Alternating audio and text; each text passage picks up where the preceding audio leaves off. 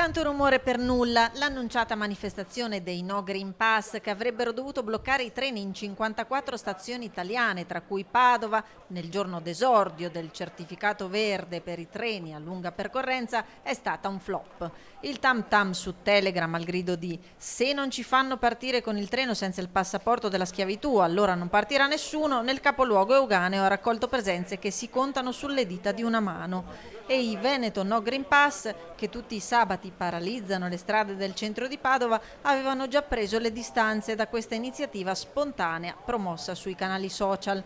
Nessuno slogan, nessun manifesto che potesse ricondurre alla presenza di manifestanti oggi a Piazzale Stazione, piazzale blindato da un dispositivo imponente delle forze dell'ordine tra esercito, polizia, carabinieri e finanza, ma fare capolino solo tanti curiosi, controllo agli accessi, quanto mai sorvegliati, per scongiurare l'ipotesi di incursione all'interno verso i binari. Incursioni che fortunatamente non ci sono state.